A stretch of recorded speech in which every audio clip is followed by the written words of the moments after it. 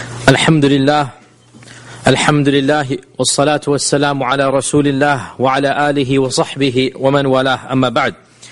In our last week's Halaqa, we had discussed the infamous incident of the satanic verses, and we had mentioned the number of opinions, and Allahu A'lam, but it appears that there was no such story.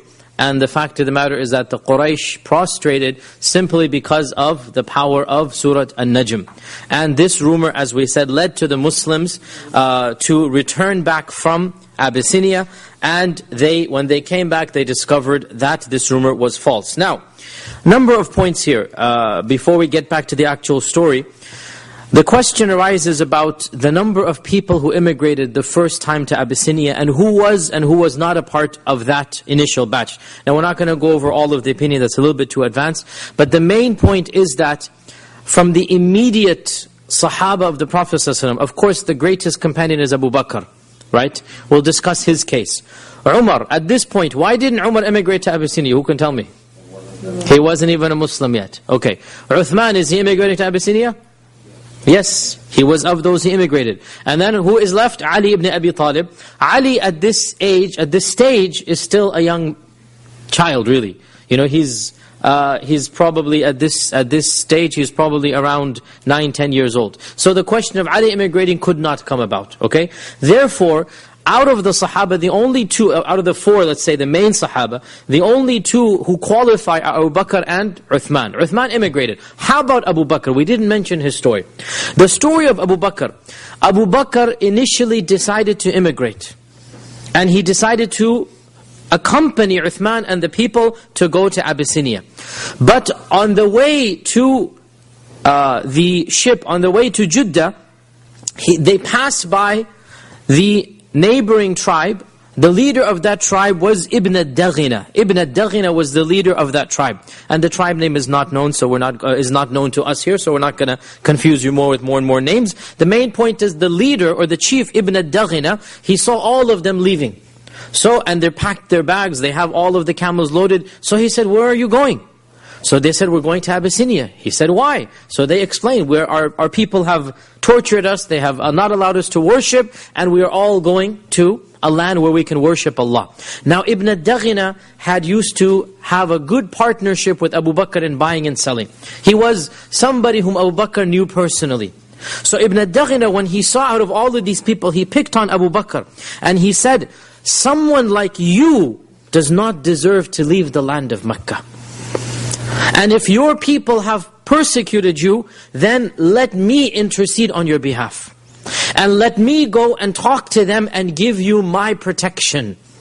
Now remember, the whole Jahili system is based on who's going to protect who, right? And the tribe of Abu Bakr has basically accepted that they're not going to protect Abu Bakr anymore. Okay? And so Ibn ad-Daghina said, let me go and negotiate on your behalf. And maybe they'll take my protection so that they're not going to harm you. And so Abu Bakr said, okay, let's give it a try. So Abu Bakr and Ibn ad-Daghina returned back. The rest of the Sahaba immigrated to Abyssinia. And Ibn ad-Daghina entered Mecca, and he approached the Kaaba, and it was the time that everybody sits. As we said many, many times, they had an afternoon time, where basically when everything is over in the day, you come and you sit in front of the Kaaba. And Ibn ad-Daghina announced that, O people of Mecca, would you accept it if I offered my protection to Abu Bakr? Now notice, he cannot do so instantaneously because it's the land of Mecca. And Ibn ad-Daghina is not from the Quraysh, he's from another tribe. Right? And so it's like a neighboring country saying, this is our citizen, can he live amongst you? And he has our rights. It's as if he's my tribe member. So this is an adoption, if you like, right? So Ibn ad-Daghina said, I'll adopt Abu Bakr, let him live amongst your own people. Like basically, imagine America going to Canada, the Canadian government saying to America that, okay, look, forget his American citizenship, pretend he's a Canadian, right? That's basically what's happening here. That Ibn ad-Daghina is saying that, let me offer my protection to Abu Bakr, but then he needs the permission of the Quraysh. Are you going to accept? And Ibn ad-Daghina was a trading partner. Ibn ad-Daghina was the chieftain of a neighboring tribe, the tribe that is next to Mecca. And so they basically had to agree because it's a neighboring tribe. And they wanted to just make him happy. So they said, okay, we will accept your protection for Abu Bakr. And therefore Abu Bakr did not emigrate because of Ibn ad-Daghina. However, they said to Ibn ad-Daghina, They said to Ibn Daghina, we're only going to allow this with one condition. And that is, Abu Bakr cannot pray publicly. Because Abu Bakr was of the elite of the Quraysh, and before this, he would pray in front of the Kaaba. And he was of the few people who was brave to pray in front of the Kaaba. Everything changed with the conversion of Umar. When Umar converted, then Muslims could pray in front of the Kaaba. Before that time, you had to be a really brave person. And it was really only the Prophet who would regularly pray. Once in a while, Abu Bakr joined him. So they said, we're not going to allow Abu Bakr to pray publicly. And if he agrees to this, we'll agree to your protection that he can do as he pleases in private, but not in public. And therefore the Quraysh agreed and Abu Bakr agreed. And therefore what he decided to do was, he was the first person to ever build a masjid. This is what it says. The first person to build a masjid. He didn't build a masjid structure, he basically extended his house. And he made a room into his place of worship.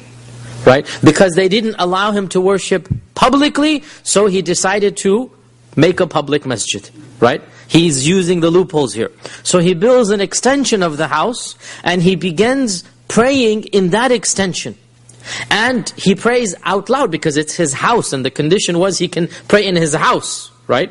So he's basically reading through the lines here. He builds an extension, he makes a masjid, and then he starts praying out loud in his house, which is now a masjid. Obviously what's going to happen? The people, Abu Bakr's tilawah was a very gentle tilawah.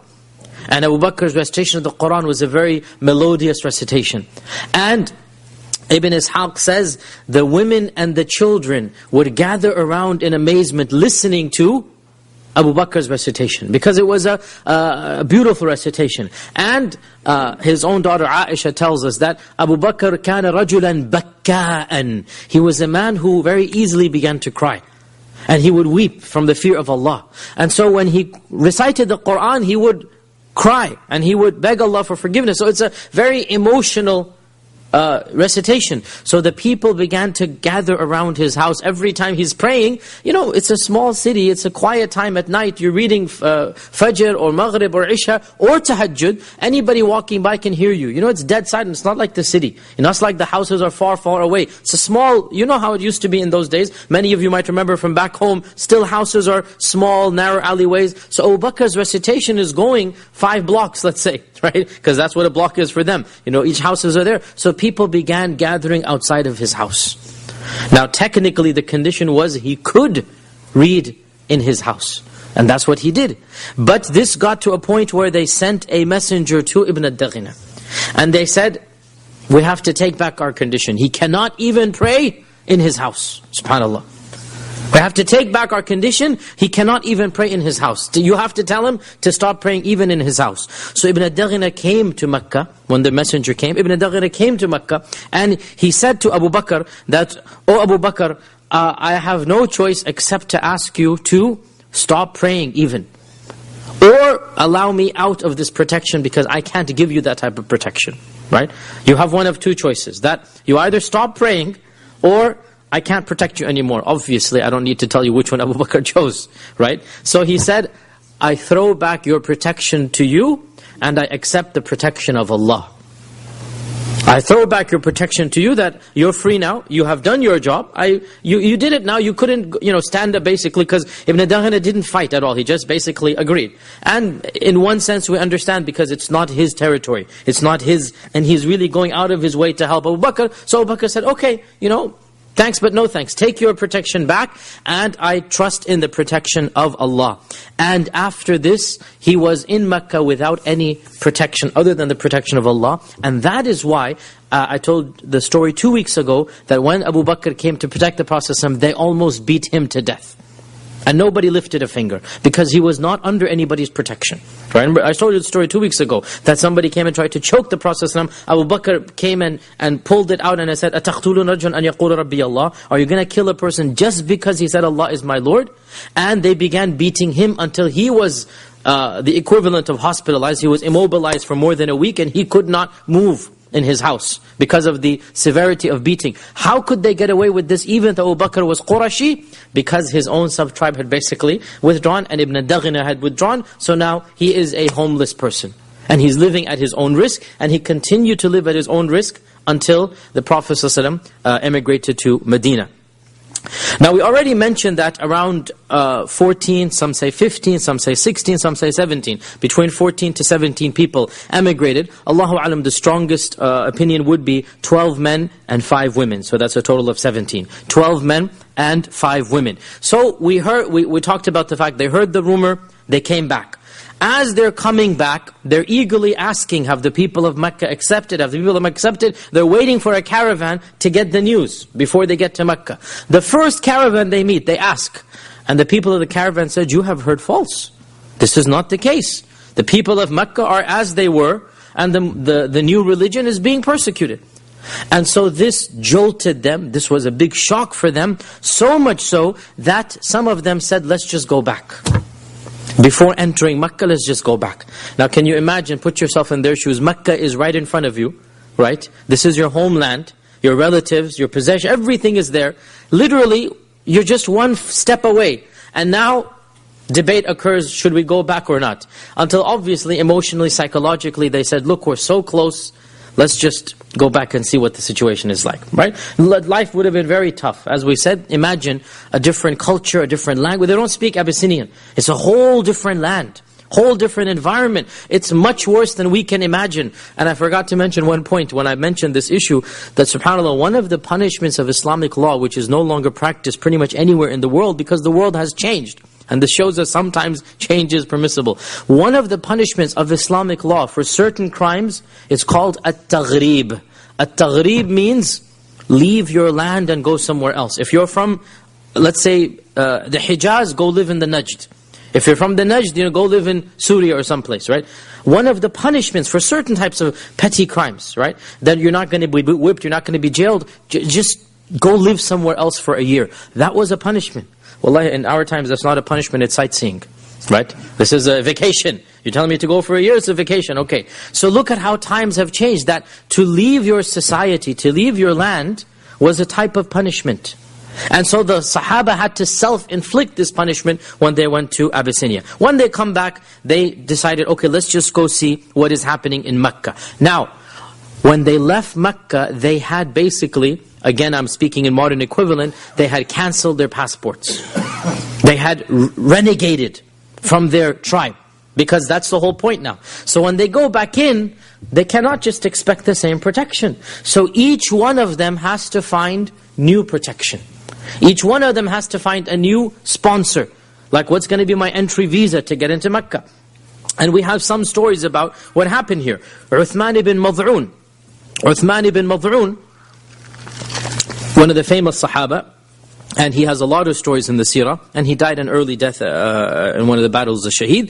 Uthman ibn Mad'un reached out to Al-Walid ibn al-Mughira, the same one who is the famous poet, because he had a friendship with him. And Al-Walid ibn al-Mughira agreed. And so Al-Walid marched with him, and they publicly announced, this is how they enacted treaties, they publicly announced, Al-Walid said, I have given my protection to Uthman ibn Mad'un. And so Uthman remained completely protected. Walid is one of the most powerful men in Mecca. We already said Allah revealed verses in the Quran. This is the father of who? Khalid ibn al-Walid. This is the father of Khalid, right? This is the one whom Allah revealed Surah Muddathir. ذَرْنِي وَمَنْ خَلَقْتُ وَحِيدًا وَجَعَلْتُ لَهُ مَالًا مَمْدُودًا وَبَنِينَ شُهُودًا. All of this Allah is talking about. This is Al-Walid. The one who فَكَّرَ وَقَدَّرَ. He thought, what am I going to say about the Prophet ﷺ? And then he said, this is a strange type of magic. This is Al-Walid, one of the most powerful men, rivaling Abu Jahl. So Al-Walid gave protection to Uthman. And because this is Walid, Uthman, not a hair on his head was touched. Now, Ibn Ishaq says, when Uthman would go back and forth in the city, and he would see the Muslims being persecuted, and he would see that he himself was untouched, his guilt began to get the better of him, even though he's not doing anything wrong. And he said, how come they are suffering and I am in safety? How come they are suffering and I am in safety? So one day he went to Al-Walid ibn al-Mughira, and he said that, oh my uncle, Walid is a senior man, elder man, oh my uncle, please take your protection back. رُدَّ عَلَيَّ جِوَارَكَ. Your jiwar is called the protection. Just take back your jiwar. So Al-Walid said, my nephew, what has happened? Has anybody harmed you? Have I not done my service? I mean, is there anything, why do you want to return? It's a very obviously big thing. Why do you want to return it? So he said, I cannot bear to see my fellow brothers and sisters suffer while I have this freedom. SubhanAllah. Look at, now there's nothing sinful per se about Uthman's situation. But his conscience was so strong, he said, why do I have, just because I have a friendship with Walid from the days of Jahiliyyah, now he's protecting me, how about the rest of the people? How about Ibn Mas'ud? How about Bilal? How about even the other people who returned from Abyssinia and who didn't get the protection I got? It's not fair. And so he voluntarily returned Al-Walid's protection. And Al-Walid came to the Kaaba and he said that, O people of Mecca, Uthman has asked that I return his protection to him. And Uthman announced that, yes, I have done this, and it's not because of any issue of Al-Walid. He wants to make sure that people don't think that Al-Walid fell short. It's because I have my own reasons, it's nothing to do with Al-Walid. So, okay, announcement is made. They're not going to just jump and attack on him. I mean, okay, the announcement is made. Now he comes walking back, and he passes by a very famous poet who was visiting Mecca at the time. One of the most famous poets, so much so he is of the mu'allaqat, or he is of the poets who has written the most famous poetry in pre-Islam. And he is one of those poets who eventually accepted Islam. Eventually, right now he's not a Muslim. He's one of the few of the mighty poets, if you like, who eventually accepted Islam. His name is Labid. His name is Labid. And he passed by, and Labid was sitting on the majlis, and all the people of Quraysh were surrounded. The poetry, this is their entertainment, right? So Labid is reciting poetry. And Labid was not from the Quraysh, he was a visitor. They had invited him for their festival. So Labid is reciting poetry, and so he begins to listen. Labid says, and he recites a line of poetry, أَلَا كُلُّ شَيْءٍ مَا خَلَى اللَّهَ بَاطِلُ. Now, pause here, footnote. The Prophet ﷺ said, the most truthful statement that any poet has ever said is this statement of Al-Walid. أَلَا كُلِّ شَيْءٍ مَا خَلَى اللَّهَ بَاطِلُ. The Prophet said, he quoted this. One of the few lines of poetry the Prophet ﷺ actually quoted. He hardly quoted poetry. But this is one of the lines he quoted. In fact, it's half a line, half a stanza. And so what does it mean? It means, verily, everything other than Allah is useless. أَلَا كُلُّ شَيْءٍ مَا خَلَى اللَّهَ بَاطِلُ. Right? So he said this line. And so he's very impressed. Meaning Uthman. Eventually Labid accepted Islam, but right now he's a mushrik. So obviously you're happy. He's very impressed. And he said, صَدَقْتَ. You have spoken the truth. Everything besides Allah is useless. The only thing that's worthy to concentrate on and to make an ultimate goal is Allah. Everything besides Allah is just useless. And then he said, وَكُلُّ نَعِيمٍ. And every single blessing, لَا مَحَالَةَ زَائِلُ. Without any doubt, it will disappear. Every enjoyment will disappear.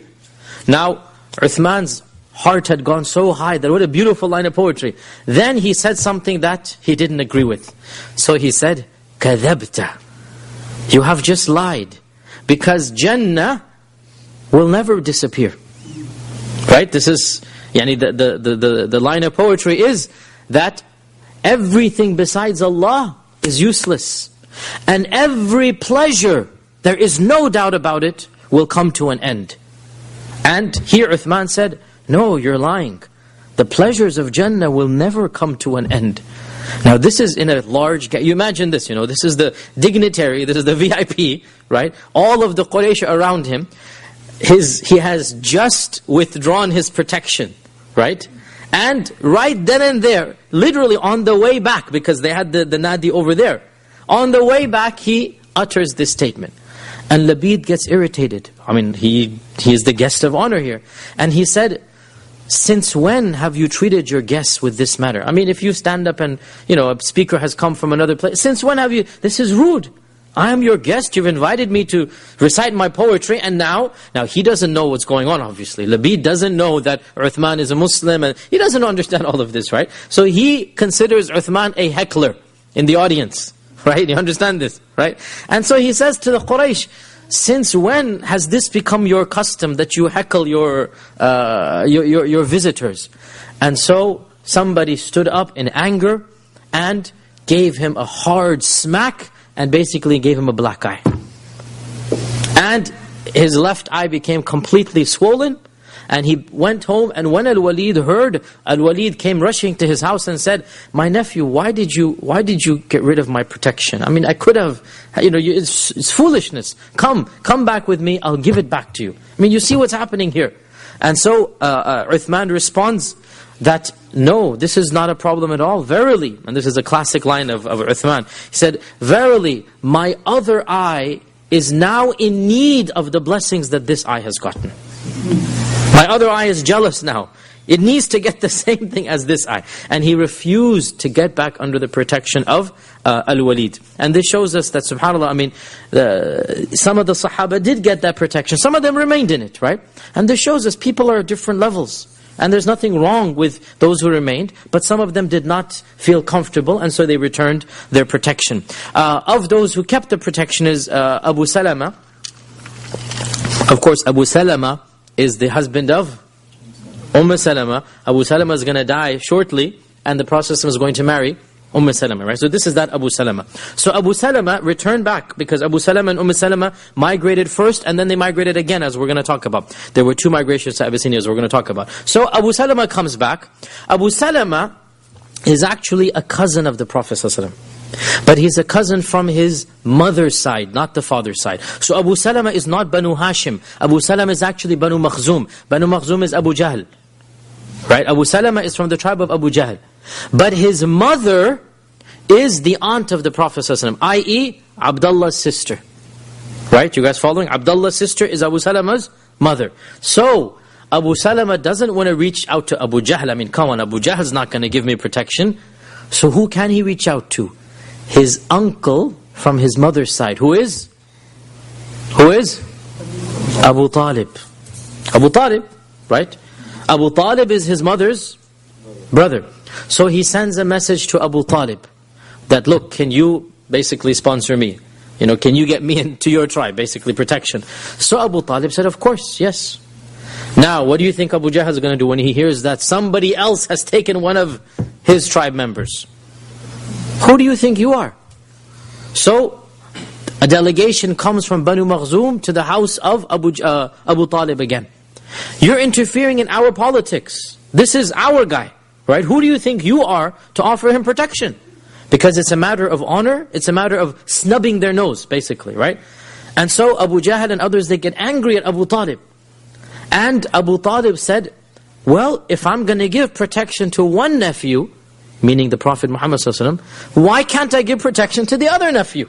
Meaning Abu Salama. I mean, if I'm going to protect one, why can't I protect the other? And so they were not going to budge, and they surrounded his house, and an argument broke out. And then Allah brought about a solution from a source we would never expect. Abu Lahab. Abu Lahab stood up and he said, have you not irritated this old man enough? I mean, Abu Talib is a senior figure. He's an elderly person. Abu Lahab is now feeling compassion for his brother, not because he loves the Prophet ﷺ, but just as a brother. Because after all, they are brothers, And so he stood up and he said, have you not irritated this old man enough? Let him be, utrukuhu. Come on, let him be. How much are you going to pester this guy? Let him be. For wallahi, if you're going to continue, then I'm going to have to force my side. I'm going to choose him. This is Abu Lahab speaking, right? And he's not speaking out of a love for Islam. He's speaking out of his love for his tribe and the protection of his chieftain, right? And as we said, that type of love is not going to help you in Islam. Even Abu Talib loved the Prophet ﷺ, but not a religious love. It was a love of uncle. It was a love of a fatherly figure. It was a love of a fellow Hashemite. But it was not a religious love that we have for our Messenger ﷺ. He didn't have that religious love. He had a paternal love. And that love is not going to necessarily save you from the punishment of Allah subhanahu wa ta'ala, even though it helped a little bit for Abu Talib's case. So Abu Lahab stood up and defended against Abu Jahl. Can you imagine? It's an amazing scene here, right? And Allah subhanahu wa ta'ala chooses whomever He chooses to help this religion. Somebody like Abu Lahab, there have been more than one time where he's done small things that have brought some benefit to Islam, even though he didn't do it for the sake of Islam. And Our Prophet ﷺ said in Medina many years later, he said, verily, Allah can help this religion from a kafir, from a pagan. Allah can help, Allah will help, sorry, is a better translation. Inna Allah la yu'ayyidu hadha ad-din. Allah sometimes helps this religion from a person who's not even a believer of it. And these types of incidents, they demonstrate the truth of what the Prophet ﷺ said. So the point being that the situation in Mecca remained status quo. It didn't change at all. And the Quraysh continued to persecute the Muslims. And so the initial batch that had immigrated from Abyssinia came together and decided, what do we do now? And the bulk of them said, let's go back. It was a mistake to come back. Now, let us go back. But in the meantime, they had stayed in Mecca 2-3 weeks. And the news spread amongst all of the Muslims about how good life was in Abyssinia, at least in terms of physical harm. Yes, it was difficult culturally and language and climate, but not hostile. And in the end of the day, if you're living, as we said, the two best blessings that Allah gives, الَّذِي أَطْعَمَهُم مِّن جُوعٍ وَآمَنَهُم مِّن خَوْفٍ. Right? These are the biggest blessings that Allah gives after Iman. And they had that in Abyssinia. They had food and they had safety. These are the best blessings. And so when they heard this, a large percentage of Muslims, we don't know how many Muslims were in Mecca at the time, there were no census, but it is probably correct to say that at least 30-40% of the Muslims of Mecca, if not 50%, decided to immigrate. Now that's a huge number, right? Yani half of your people are now leaving. Half of the Muslims are leaving. It's a huge number. And so, it is as if, and this is my opinion and Allah knows best, the wisdom why Allah allowed these early Muslims to come back only to return was so that the bulk of the Muslims, or a large group of Muslims, would then be convinced to travel to Abyssinia. Because as we all know, the number one way to be convinced is what? Word of mouth. It's the number one way to actually be convinced. My friend told me. Right? That's the number one way. And there was no other way that so many Muslims would have emigrated to Abyssinia. No way. Unless Allah allowed the very Muslims who benefited to come back, tell the people status quo, and then people were convinced. And so, for the second immigration, more than 80 Muslims emigrated. That's more than quadruple the number that went the first time. More than 80 Muslims migrated, and this time they were headed by Ja'far ibn Abi Talib, the direct, obviously, cousin of the Prophet ﷺ. Now, please note though, of that initial batch of 17, not all of them returned in the 80. 17 went and came back. Some of those decided to remain. The most famous person who remained, Uthman ibn Affan. Uthman ibn Affan decided to remain, and he then immigrated to Medina. He participated in Badr and Uhud and all of the rest of the battles. So Uthman ibn Affan did not go back the second time. Right? Of course, Abu Salama, Salama went back, and Abu Salama then passed away over there. Other Sahaba that did not go back, it is said that Mus'ab ibn Umair, the famous Mus'ab ibn Umair, who was the first to immigrate to Medina, right? The first person who the Prophet sent to Medina, because his own parents had tortured him the worst torture, his own mother and father. So the Prophet first sent him to Abyssinia. Then when he came back, he decided that he wanted to stay with the Prophet. So he stayed with the Prophet, but then within 3 years, before the immigration that he himself did, the Prophet, he sent Mus'ab. As soon as the first batch of Muslims accepted Islam, the Prophet said to Mus'ab, go to Medina and you can live there. So Mus'ab also did not return to Abyssinia. Other Sahaba as well, some of them returned, some of them didn't. Now, when over 80 people, and Mecca at this time probably had only a few hundred people in it, right? So 80 people in Mecca represents more than 15%, 20% of the people of Mecca. It's a percentage of the city. Remember, Mecca is not a thriving metropolis. It is composed of, and I said this way back in the beginning, when we say tribe, don't think 1,000 people. Think more like 10. Look at the Banu Hashim. There were 10 brothers. Right? There were 10 brothers, the descendants of Abdul Muttalib. That's all they were, 10 brothers. So don't think of like massive, no, these are small sub-tribes, and there's only 6 or 7 sub-tribes of the Quraysh. So you do the math. Again, we don't have census records, but there were for sure, there were not more than 1,000 people in Mecca, for sure. And that's if there were 1,000. Most likely there were even 600, 500. Out of that, 80 are migrating. I mean, that's like more than 10% of your population, right? And it's a big embarrassment that your own people are leaving. This is unprecedented in all of Arabia. You never have your own tribesmen migrate out of your tribe. It's a huge embarrassment. And this is the Quraysh, the one that is the strongest tribe, the most elite, the most protective, the custodians of the Haram. And now they have 10-15% of their own tribespeople emigrate. This is a shame. And they cannot bear this. And so, when they immigrated to Abyssinia, now the Quraysh decided, we cannot allow this immigration, we need to stop it. We need to stop it. So what did they do? They decided to send 2 people to Abyssinia and appeal directly to the Najashi. Najashi is the title of the person who rules Abyssinia. Like Caesar is the title of the ruler of Rome. Like Pharaoh is the title of the ruler of Egypt. This is not the name. Najashi is not his name. And in fact, his name was Ashuma. His name was Ashuma.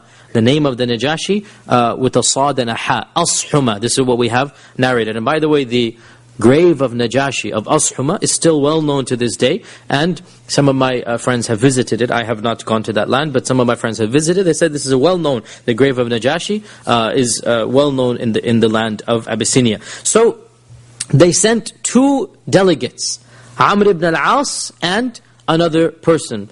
Scholars have differed who that second person was. Amr ibn al-As, for those of you who know who he is, you know who he is. For those who don't know who he was a very intelligent and shrewd politician. And when he accepted Islam, he retained that know-how of how to rule. And he became Muawiyah's main advisor, Amr ibn al-As. And of course he's a companion, so we say nothing but good about him. But at this stage he's not a Muslim, obviously. And he was a very cunning person at this stage. Later on, Iman came, and so alhamdulillah he accepted Islam. And as a Sahabi we say nothing but good of him, but he had that mind of a politician. And he had that blood in him, he had that prestige of being a ruler in him. This is Amr ibn al-As here. So Amr ibn al-As was sent by the Quraysh because they know who he is. And they sent one more person with him. So they traveled all the way to Abyssinia. Now, Salama, who was to become our mother, Salama has left us many reports about life in Abyssinia and about the details. And alhamdulillah, we thank Allah for this because she's the main reporter of the events of Abyssinia. And Salama narrated, and this is in Sahih Bukhari, Salama narrated, when we landed in Abyssinia, this is the 2nd Hijrah, when we landed in Abyssinia, we were treated very hospitably by the Negus. He granted us security in our religion. He allowed us to worship Allah without persecution or any hindrance. In fact, we did not even hear one ridicule against us by the people. You know that when you're a minority in a majority, usually there's racial slurs, usually there's, look at what's happening in America now, right? You know, these people are taking our jobs, they're this, they're that, you know what's happening, you know, it's a common thing. So Salama is saying that we didn't even hear one word spoken against us. But then the Quraysh heard of our status, that we have izzah. And so they plotted against us, and they decided to send 2 strong men. By strong she meant people who would do their job, not physically strong. That 2 strong men. And they gave them precious gifts. They loaded them with gifts. What were the gifts of Mecca? Primarily leather skins. Mecca was known for a special type of camel leather, which was obviously, I mean, you're not going to get that type of leather in Abyssinia. And so Mecca was very well known for exporting. The main export of Mecca was that type of leather. The main export of Medina always was dates. So they sent all of these luxurious camel skins and many other gifts, and the 2 dignitaries, emissaries, arrived in Abyssinia. The first thing that they did was they went to all of the viziers, the ministers of Najashi, and they gave each of them expensive gifts and leather. Basically bribed them. They gave each of them expensive gifts and letter. And they said to them that we have in your midst a group of renegades and rebels. And we will speak to the Najashi tomorrow about their case, and we want you to hand them back to us and support us in this cause. So basically this is open bribery. Okay, this is open bribery. And so make sure that you help us out in this regard. When we give the Negus his gifts, remember our gifts to you, because they're going to bribe the Negus tomorrow. And subhanAllah, look at the hatred really of the Quraysh here, that they can't even bear to see the Muslims live in a foreign land. It affects them that they have so much freedom. So the next day they approached the Negus, and they said, some foolish youth from amongst our nation have emigrated to your country. They have left our religion and they have not embraced your religion. They've invented a new religion. They have left our religion and they have neither embraced your religion nor any of the other religions that we are aware of. And the leaders of our community have sent us to you in order that you hand these young foolish people back to us so that we can deal with them, because we are more knowledgeable of their faults than anybody else. And so they presented the Negus with lots of fine gifts and incense, and they presented him with all of these leather goods. And subhanAllah, this is the reality of, in our times we call this lobbying basically, right? In our times we call this lobbying, that you go and you give politicians money. And when you give them money for their campaigns, for their funds, and this is perfectly legal in this land, as you know. It's perfectly legal. In fact, that's the way the system works, right? And subhanAllah, just as a comment here, it's not directly related to the seerah, it's a comment here. SubhanAllah, our religion is so perfect that our Prophet ﷺ, before all of this modern system came about, our Prophet ﷺ strictly forbade what we now call lobbying. Strictly, with the most harshest words. You're not allowed to give a public servant money. You're not allowed to. In our religion, I'm talking about in an Islamic state, we're not allowed to give the employees of the state any money at all. Their money comes from the treasury, from the state, because they're employees. They have no right to get any money from you, because that is going to sway them from their job, right? This is basically the essence of bribery. And subhanAllah, in this land, this is not called bribery, it's called lobbying. It's completely legit. Even though, and this is the irony here, if you pay them money directly to their pocket, this is bribery. But if you pay to their campaign, this is, or you pay something else, this is lobbying. And they just have their ways around it. You all know the famous hadith of the Prophet that he appointed somebody to go collect zakat, right? And the zakat collector came back, and he said, all of this is for you, and I was given a gift of something small. This is my gift, right? This is my lobbying I got. The Prophet ﷺ became so enraged that he stood up and he called the people to come to the masjid, and he gave a khutbah in the middle of the day, not on Friday. He gave a khutbah about this. And he said, what is wrong with some of you? He didn't mention the person name because he never did that. What is wrong with some of you that we appoint him to do a job and we pay his salary, and then he comes back and he says, this is for you and this gift is for me. And then the Prophet said something that is very, very blunt, but it shows how angry he was. Why didn't this man sit in his mother's house and see if a gift would then come to him? This is wallahi the essence of Islamic political science. Why didn't he sit in his house and then see if somebody would give him a gift, right? You have no right for the public's money. You're getting paid to do your job, do it.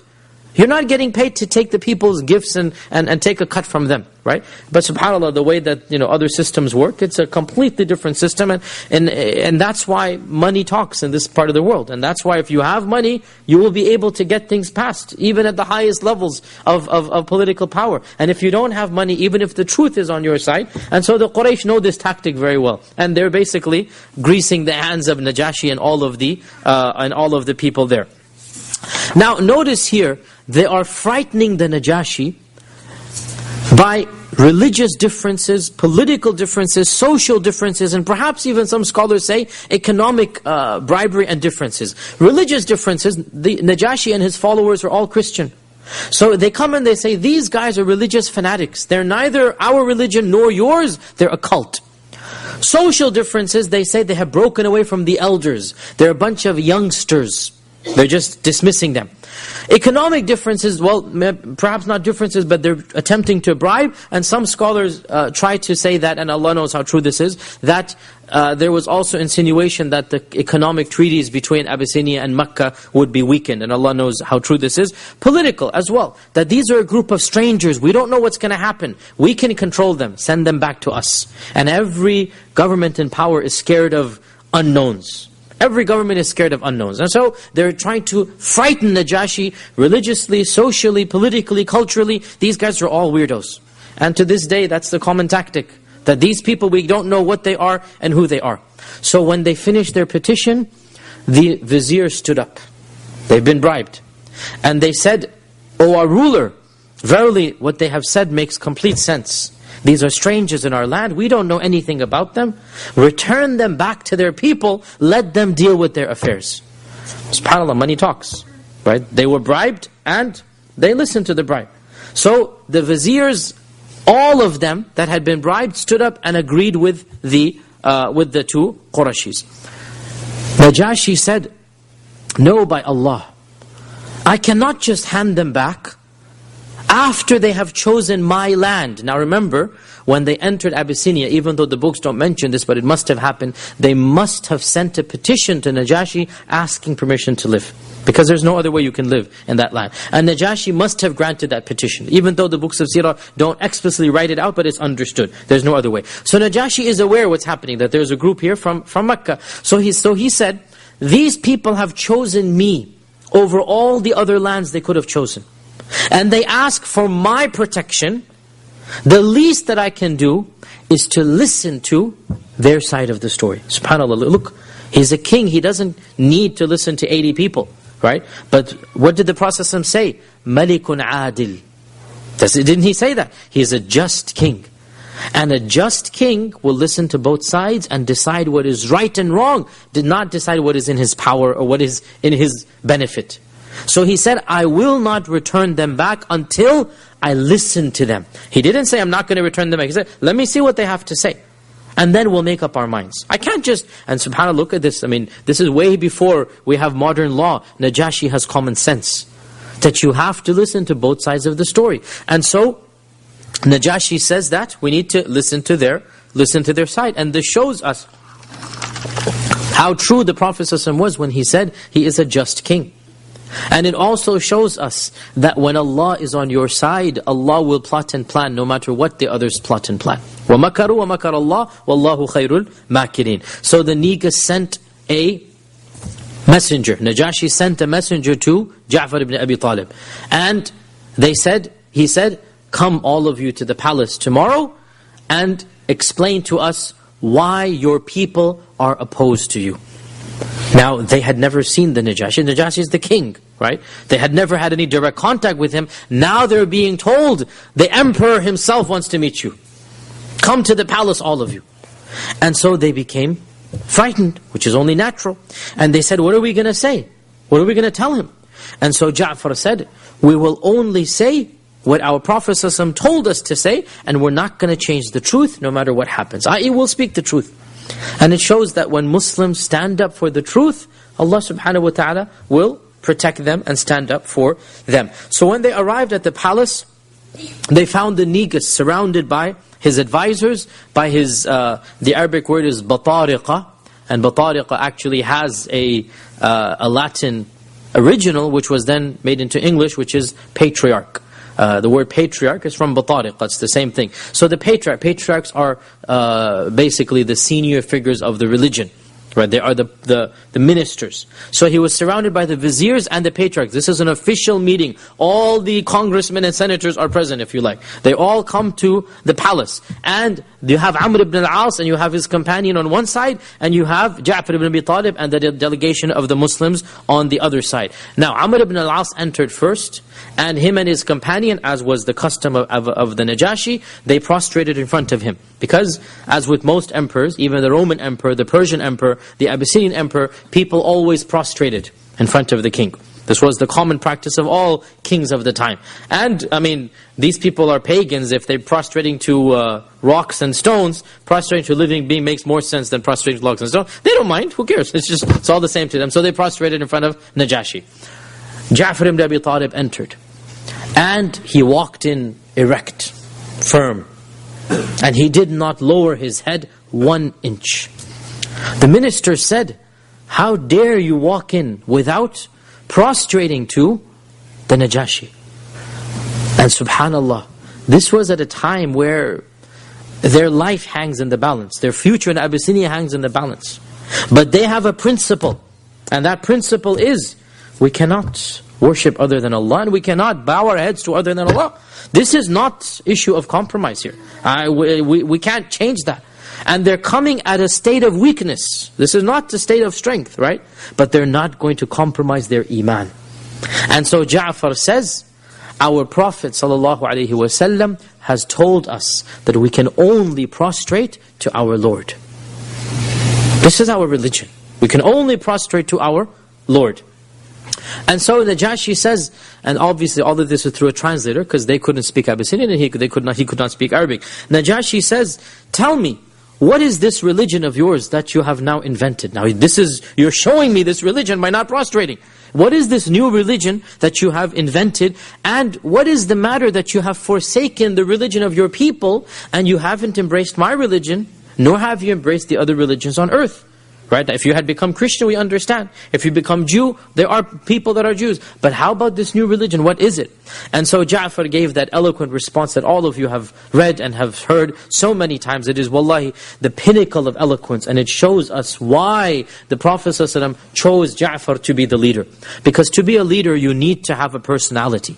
And you need to have eloquence. Without this, you really cannot be a leader. And Ja'far had both, and that's why Ja'far marches in firm. He's not going to bow his head down. Had it been others, maybe they would have collapsed under the pressure. Not Ja'far.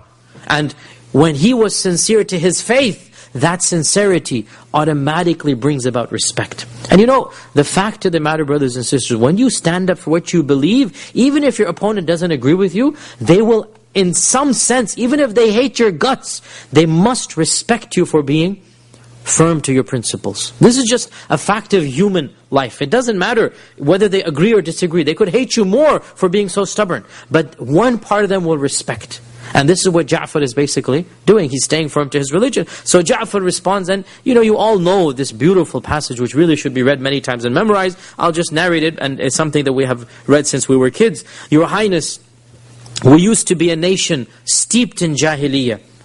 And we would worship idols.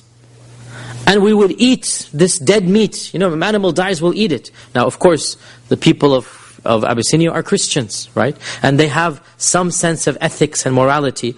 And they have some civilization. They have structure, they have buildings, they have society, they have morals. Makkah, as we said over and over again, really and truly was just completely backward. And it's something many Muslims doesn't click for them. Uneducated, backward people, they have no clue what is civilization. So Ja'far is trying to explain, we were basically, we're living in Jahiliyyah. That's exactly the word he uses. We were living in Jahiliyyah. And we used to perform fahisha. We didn't have a sense of right and wrong. Fahisha means sexual immorality. We didn't have laws, we just go do zina. It's not something we had ethics to do. And we would break the ties of kinship and treat our neighbors in contempt. The strong amongst us would eat up and devour the weak. It was all about who was the stronger one.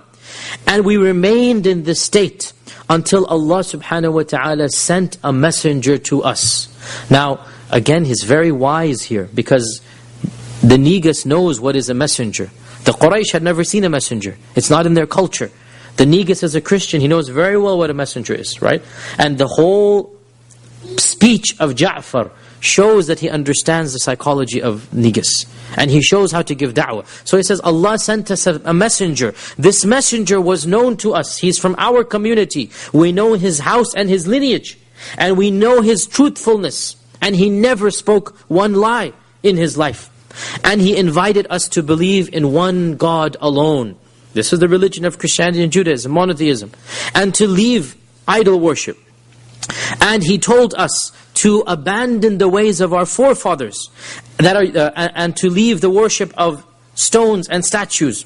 And He commanded us to be true when we speak, and to fulfill our promises, and to fulfill the ties of kinship. He told us to be good to our neighbors, and He commanded us to avoid all evils. He told us to not spill blood, to give true testimony. He forbade us from eating the property of orphans. He forbade us from accusing others of adultery. And He commanded us to worship Allah alone without associating anything with Him. He told us to pray and to fast and to give charity. So we believed in Him, and we followed Him, and we had faith in Him. And we worshipped Allah alone, and we gave up worshipping idols. And we forbade upon ourselves everything that He told us to forbade. And we made permissible all that He allowed for us. But our people opposed us. And they showed hatred towards us. And they tortured us. And they punished us. And they tried to force us back into idol worship. And they were unjust to us. And they made life miserable. And they prevented us from being who we were. So when they did this, we emigrated to your land. And we chose you above all other rulers. And we wish to come under your generosity and hospitality. And we put our trust in you that we would not be shown injustice in your land, O exalted highness. Now, the whole speech is, you couldn't have invented a better one if you had the imagination and the time to do so. And he did it on the spur of the moment, right? He appeals to the emotions, the justice, the generosity, the common sense, the religion of the Negus. He puts instantaneously himself in the positive and the two emissaries in the negative. In a 5-minute speech, the whole table has turned. Even the Arabic is eloquent. And this shows us why the Prophet ﷺ chose Ja'far ibn Abi Talib. And again, the point of praising Najashi and praising the intelligence and wisdom of Najashi, subhanAllah, it shows you need to appeal to the court of Najashi. And so this speech swayed Najashi, and it moved him. And he said to the Muslims, do you have any revelation that this Prophet says he has? Do you have any speech that he says that Allah gave to him? So Ja'far said, yes, I do. And so he said, recite it for me. And so Ja'far ibn Abi Talib recited the beginning few pages of Surah Maryam. And even in this, of course, I mean, it's obvious, the choice here. Could have chosen 1,000,000 surahs. Well, I'm not 1,000,000, but you get my point. Could have chosen so many surahs. But he chose the one surah that talks about the virgin birth, talks about Mary, talks about Jesus. Beautiful. And again, can you imagine the voice of Ja'far booming in the halls of Najashi, reciting Qur'an in that beautiful melodious voice. All of the priests and ministers, all of the elite people are hushed and humbled. And the walls of the palace are reverberating with that tilawah, which must have gone on for at least 10 minutes, 15 minutes. Do the math, as they say. 3.5 pages of Surah Maryam would be the story of Jesus, right? And he's reciting all of it. It's not just a 1-minute thing here. Imagine, again, put yourself in that shoes for 15 minutes. Beautiful tilawah. And obviously, it is said, Ibn Ishaq himself says this, that even the Batariqa, even the patriarchs, without even understanding what was being recited, they were moved to tears. I mean, this is the Qur'an. And we believe the Qur'an has this impact. And so even the patriarchs were moved to tears. And Najashi himself began to cry. When it was translated to him, he too began to cry. And then he said, I swear by God, this recitation, this tilawah, and the messages of Moses and Jesus have sprung forth from the same fountain. This is the same source. And he spoke to the two emissaries and said, go away from me, because I'm not going to hand these people over to you, and I'm not even going to think about it, basically. Don't even think about handing these people back. So Amr ibn al-As and his companion exited in humiliation, and as they were leaving, Amr whispered over to his companion and said, don't give up yet. I have one final trick. Tomorrow, I will come back and bring one final trick out of my hat. His companion said, now his companion, some people say it was Abdullah ibn Abi Rabi'ah, others say it was his cousin Umar ibn al-Walid. Allahu alam who it was. There's a little bit of a difference who the companion was. His companion was the more gentle of the two. And his companion said, leave it, ya Amr. Khalas, leave it. Yani we tried, we failed. Because look, even if we don't agree with them, in the end they are our relatives. I mean, realize this is your cousin, your brothers, your uncles, your nephews. They are our relatives. I mean, leave it alone from now. But this is Amr ibn al-As, and at this time he's not a Muslim. So Amr said that no, one more attempt, just wait tomorrow. So the next day, they sought permission again. And the Niga said, what do you want? We already decided. And you're not going to get them back. And so Amr said that, oh, Holy Emperor, we forgot to mention to you one thing, that they say something blasphemous about the God that you worship, Jesus Christ. They didn't tell you that bit. Go ask them what they believe about Jesus Christ. Now, what is blasphemous? He's not the Son of God. Right? This is blasphemous because it's not Christianity. And so, Najashi is now interested. Like, what is this? So Najashi sent the emissary again on the next day and said, come immediately to the palace. Come immediately to the palace. We're waiting for you now. We want to know what your position is on Jesus Christ. At this, the Sahaba were struck with terror, much more than they were on the day before. Because now, this is like, come right now. And they know this is now Amr's doing, because what else is going to happen now, you know? And so, once again they say, what are we going to say, Ya Ja'far? And so Ja'far said, we will say exactly as what the Prophet ﷺ told us to say. And that is that Jesus Christ is the Abd of Allah. He is the servant of Allah, and He is the Rasulullah, and He is the Ruhullah. And He is born of the Virgin Mary. And we will not change this for them. SubhanAllah, He's not going to change what they believe just because He wants to please Najashi. And this is the way of the believer. Because they stood up for the truth, Allah subhanahu wa ta'ala protected them. And they went to the emperor again. And by the way, before we move on to the story itself, subhanAllah, one of the most important lessons we learned from this whole story is that the Sahaba used the system of the time to fight the oppression of the time. It's not an Islamic state, is it? Right? Najashi is not a Muslim. Not now, he's not. And they are being charged, if you like, in a manner of the system of Najashi. And I say this because we have some people still left. You know, honestly, pre-9/11 there were much more. Post-9/11, most of these scholars have had to wake up and smell the coffee. And I speak as being a part of that group that used to say similar things many, many years ago. This ultra-conservative vision of Islam that's not going to be realistic or practical. There are still people who say, you're not allowed to be a part of the system. You're not allowed to be a part of the democratic process. You're not allowed to do this and that. There are still some minority of scholars who say this. Before, for those of you who were active in the past, this used to be much more common. And it was very common to hear, ask the fatwa, is it halal or haram to vote? Right? Now here we find that Ja'far ibn Abi Talib is using the system of the land to fight against oppression and to fight for his freedom. Is he not? Right? And nobody is saying, oh, hold on a sec, the ways of Najashi are the ways of kufr. These are democracy or this. No, you have no choice. This is the way you need to fight for the truth. And you have to use the resources given to you. And the land, whatever system it has, you use it. And Ja'far had no qualms using the system. So we will do the same thing in this land. We will fight against oppression through the courts, through the media, through the public pressure. The same opportunities that everybody has, we too have them. And we must do so like Ja'far ibn Abi Talib did. Ja'far used his opportunities, we need to use our opportunities. And therefore, Ja'far ibn Abi Talib said that we're not going to change the truth. And so they come back to the Najashi, and Najashi is a bit irritated. And he asks them, what is this that I have heard, that you have a blasphemous opinion about Jesus Christ? So Ja'far said, Your Royal Highness, we say exactly what our Prophet said. Now notice he said this phrase multiple times. And this also shows us that he's trying to impress upon the Najashi, I am remaining firm to my principles. This is what I believe. And he's quoting what is an evidence for him, and Najashi should understand that it is an evidence for him. And we should also not be embarrassed to say the same thing.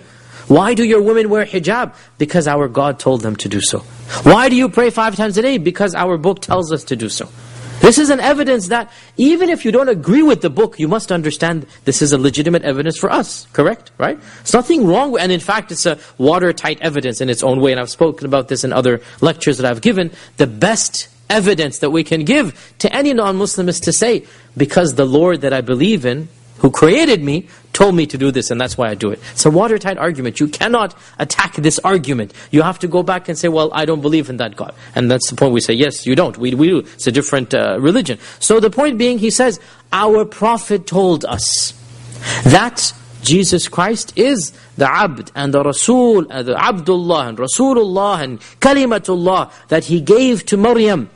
Al-Batul al-Adhra, the virgin, the innocent, the chaste Maryam. And that he was a righteous prophet.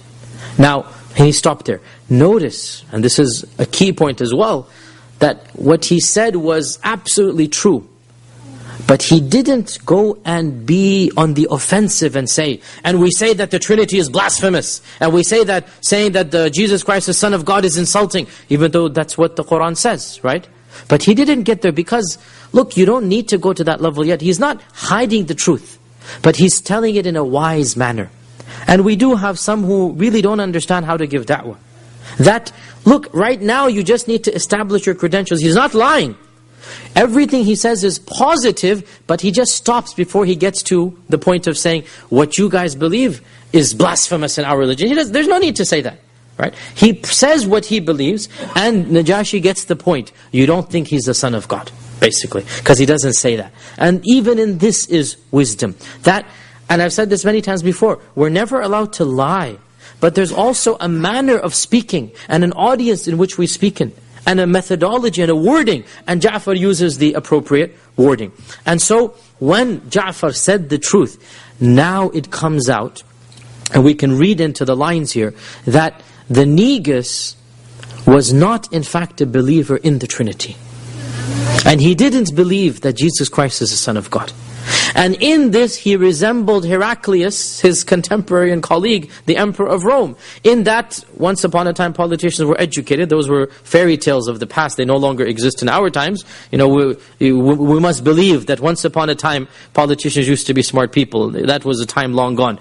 So politicians actually were intellectuals. And both the Najashi and Heraclius believed in versions of Christianity that their own priests did not believe. And so when Ja'far speaks the truth, Najashi is even more impressed. Because this is what he himself has been believing all this time. And so he picks up a little branch that was in front of him, a twig, and he says, Wallahi, what you have just said does not exceed what Jesus Christ said by this much of a branch. In other words, your message is the message of Jesus Christ. He never said he's the Son of God. He never said that he's a third of a Trinity. And there are many Christians who secretly believe this or who know this, but then society is simply too much of a pressure upon them. And so when he says basically what Najashi himself believes, then Najashi now makes a final decision. And he turns to the emissaries and he says to Amr ibn al-As that, be gone from here and take all of your gifts back with you. I have no need for them. He returned the gifts, at least the day before he kept the gifts, right? Now to add insult to injury, right? I don't need your cheap bribes. Go return all of these gifts to them. And so Salama is narrating all of this, and she concludes by saying, the two emissaries left, humiliated, debased and degraded. Khalas, that's like, they've lost everything. Having been returned the gifts that they had come laden with, all that they came with, they went back with. And this is, really, it's a slap in the face, because gifts are typically accepted, right? And the day before, had they left, the gifts would have been there. But now, every gift, even the minister's gifts, was returned. Nobody's allowed to take anything from them. And we remained in the land, receiving the best hospitality and the most neighborly treatment until we finally returned to the Prophet ﷺ in Mecca. A few more points, inshallah we'll go for another 10 minutes and then stop for Isha, because we need to finish the story of Najashi. Now, when Najashi said this, that he picked up the twig and he said, Jesus Christ never said anything more than this, rumors spread that Najashi has become a heretic. He has abandoned the religion of our forefathers. Najashi has become a heretic. And so, the ministers, and you know how politicians are, I mean, there's always internal battles, and a lot of people, there's always inner struggles and inner cores. So another group began to speak against the Najashi privately. And they began to taint him that he's not Christian enough. And he has heretical beliefs. And there was a possibility of a coup d'etat. And Najashi is aware of what's happening. He has his own sympathizers telling him. And so one day, he decided to confront that batch of instigators. And he wrote on a parchment, in his own language, Ashhadu an la ilaha illallah. That I bear witness that, la ilaha illallah, and that Isa is the Ruhullah, and the Kalimatullah, and the Abdullah. He's a Christian, this is what he believes, right? And this is what we believe. And he put this parchment inside his robe. You know, he's wearing all of this fine robe, he put it inside his robe. And then he calls these instigators and he brings them into his private chambers. And he says, what is your problem with me? What is the matter? Have I not been a good king to you? They said, yes. Have I not been a just ruler? They said, yes. Have I not improved the situation, this economically, whatever? And overall, everybody loved Najashi. Overall, he was one of the better kings. They said, yes. So he said, what is your problem with me? Come out with it. Tell me what is your problem. And he knows because of his own sympathizers. So they finally come out and they say, you have abandoned our religion. And you have heretical beliefs. So he asked them, what do you say? What do you believe? And so they say, we believe that Jesus Christ is the Son of God, He's our Lord, He's our Savior, He is the third of the Trinity. It's basically Christianity. And so Najashi said, and I swear by Allah that this, and he pointed to the piece of paper which was on his heart, that this is exactly what I believe. And he left it at that. Now this is of course tawriyah, complete double meaning, completely, he said something which is true, right? But the way they understood it is completely different, right? I swear by Allah, this is what I believe. And by this he means what is in the parchment that is next to my heart, right? And so when he swore by Allah that this is what they believe, that he believes, the Christians were satisfied. Because of course what he had said before was, I agree with you, O Muslims, that Jesus Christ is not the Son of God, basically, right? And so, when he said this, that internal struggle stopped. It is mentioned that before he had this meeting, he sent a messenger, secret messenger to the Muslims. And he said to them that I am having issues and problems, and it is possible that I will be killed soon. So this was a major issue, right? And if you hear news of my death, I have instructed one of my ships to be at such and such a place. As soon as you hear that I have been killed, go to that place, that ship will be yours with its captain. Go wherever you please. But he actually won the battle, and so that plan was not needed. But look at how much iman he had, and look at where he has thinking about the Muslims. And Al-Bayhaqi narrates in his Sunan, in his Dala'il al-Nubuwah, that the Prophet ﷺ eventually wrote him a letter when he emigrated to Medina. The Prophet ﷺ wrote Najashi a letter, and he invited him to Islam. And Najashi wrote back to the Prophet ﷺ saying that, I am a Muslim, and I believe in you, and I believe in all that you say, and if you command me, Ya Rasulullah, I will come right now to Medina and serve you. If you command me, I will come right now to Medina and serve you. So Najashi publicly, well not publicly, privately to the Prophet ﷺ said that he is a Muslim. And there's only, I have tried to look as much as I can in the stories of the seerah for the stories of Abyssinia, because the Muslims lived there for more than 10 years. For more than 10 years the Muslims were in Abyssinia. In fact, for 12 years they were in Abyssinia. And unfortunately we don't have very many stories. There's one more story mentioned about the Muslims of Abyssinia, and that is a story that involves a pretender to the throne.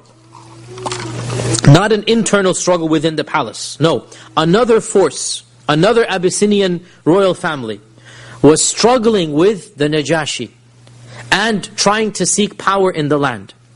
And matters began to get bigger and bigger. and it was all heading towards a civil war. And Salama narrates that we began to be scared that Najashi would be defeated and an enemy, our enemy or somebody else would be installed in his place. And we didn't know what to do. And we began making dua to Allah subhanahu wa ta'ala to help Najashi win and remain in power. And the situation finally reached the level that there was a civil war. There was a battle between the two sides. And so we had a meeting in which we said, what are we going to do?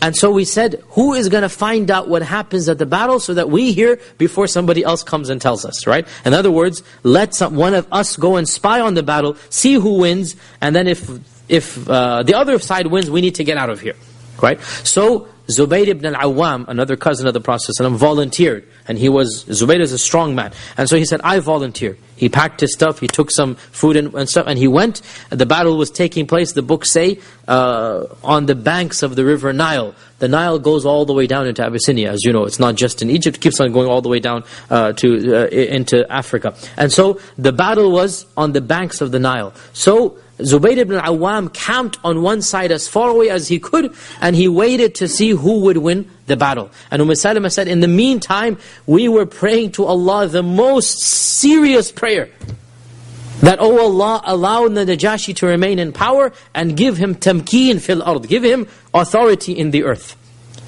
And Zubayr ibn Awwam came back in a few days with a great smile on his face, and he said, Abshiru, rejoice that indeed Najashi has won the battle, and so he will remain in power. And this shows us as well that, of course in this era it's black and white. Najashi is a secret Muslim, the Muslims know this, Najashi will support them. But one important point here, Najashi and his contemporary were not fighting over Islam. This was not a jihad being fought. This was pure politics. Pure politics. And the Muslims sided with one over the other, emotionally. Right? Now they couldn't get involved in any other way because they're not citizens of the land. This is not their war to be fought, right? This is not their battle. Let's extrapolate to 2011, soon to be 2012. There's nothing wrong when there's two parties in the land, one of whom is more sympathetic to Muslims, that you want that sympathetic party to win. And had the Abyssinian Muslims been in a position to help Najashi, do you think they would have not helped him? Right? Of course they would. And again, when you read the seerah, thinking about the modern world changes your whole perspective. It's a matter of survival. This is not just the American way, it is the Islamic way. That when you have an opportunity to defend your rights, to defend your freedoms, you must do so. Whether it's through the media, whether it's through campaigning, whether it's through public awareness, whatever it might be. But there is a party that is sympathetic to your needs. In this case, it's the Najashi. In our cases, we'll talk case-by-case basis, right? But for sure, one of the two parties in our era, they're like leapfrogs. Which one is going to be more Islamophobic? Every one of them says every Muslim must be, profiled in the airport. One of them running for president said this, as you know. Every Muslim should be profiled. All of them are racist against non-white people, as you know this. Even the one who's not white himself said that he wants a fence that's going to electrocute every single Mexican that dares to cross the border. This is down insanity, sheer stupidity. It is. Everybody knows this. Everybody's making fun of this. Do you know how much it's going to cost to build a fence to... Anyway, I'm going into my tangent here. But my point being, it shows how, bringing to reality what is wrong. In fact, it is Islamic that you want a party that will be more sympathetic to you and your rights as a Muslim, right? That you make dua to Allah, that you facilitate the affairs. And more than dua, the Muslims of Abyssinia could not do anything more than dua because they're not citizens, right? They are foreigners, they're on visa status. It's not their battle to be fought. What if they were citizens? What would they do? Would they just sit on their backs and do nothing? No. Salama said, we were never as terrified as we were when we heard that the Najashi might lose. So they are desperate to get their freedom. Well, we are in similar, not that similar, but nonetheless, we have some types of similarities here. The final point, inshallah, and then we will conclude, that Najashi eventually died a number of years later, and the Prophet ﷺ came out one day in Medina, and he said, Jibreel has come and informed me that a pious brother of yours has died in a neighboring land. Before anybody could come and tell him, 2 weeks journey, instantaneously, on that very minute, the Prophet ﷺ was informed that Najashi has died. And he commanded the Sahaba to come and pray the one and only prayer that was ever prayed in the life of the Prophet ﷺ, Salat al-Janaza al-Ghaib. The only time ever in the history of Islam that the Prophet ﷺ prayed over somebody without a body being present. It's called Salat al-Janaza al-Ghaib. Never before or after except over Najashi. And I've written a long article on this. You can Google it online, or I can send you the link, or maybe you can send it here, about the fiqh of praying Salat al-Janazah over Ghaib. When should it be prayed? The four madhabs all have different opinions. The question arises, why did the Prophet ﷺ only pray over Najashi? Was it because A, he was a famous person, so that anytime a famous person who helps Islam, let me say, a famous person who helps Islam, anytime a famous person who helps Islam dies, then the whole world should pay Janazah al-Ghaib over him? Or was it because B, nobody in Abyssinia prayed Janazah over him because he was a secret Muslim? And so because nobody prayed over him in Abyssinia, the Prophet ﷺ prayed over him in Medina. Based on this ikhtilaf, the four madhabs had their own opinions, and even within the four you have more. And I have written an article about this, you can find it online. In my humble opinion, the reason is because nobody else prayed over him, and that is because many famous Sahaba died in the lifetime of the Prophet ﷺ, and he didn't pray, and they died in either in battles or in other places, and he didn't pray janazah over them. And therefore this shows, and Allah knows best, that we pray janazah, Salat al-Ghaib, over people whose janazah was not prayed over. But if somebody has prayed janazah over somebody, then it doesn't make sense to pray Salat al-Janazah Ghaib. Nonetheless, this is a fiqh issue, nothing to do with seerah. I'm just saying as a point of interest. Inshallah, we have gone slightly over our time. We'll take some questions next week, inshallah ta'ala. Just remember them and write them down. And there's an announcement to make, and inshallah I will see you all next week, inshallah, as well. So, go ahead. Yes? Can you just give a little bit about the 10th of Muharram and the fasting and all that, just around the corner? Very pertinent question. We're already running late. Inshallah, we'll do a short salah as well then. This is of course the month of Muharram, and it is the year 1433. And the month of Muharram is a very special month. It is a month that the Prophet ﷺ has said, it is the only month that the Prophet ﷺ has called it the month of Allah. The Prophet ﷺ said, Shahrullahil Muharram. Shahrullahil Muharram. There is no other month that has been ascribed to Allah. Shahrullahil Muharram. And Muharram was chosen by Umar ibn al-Khattab to be the first month of the calendar year. You all know that the calendar year was decided by Umar ibn al-Khattab in the 16th year of the Hijrah.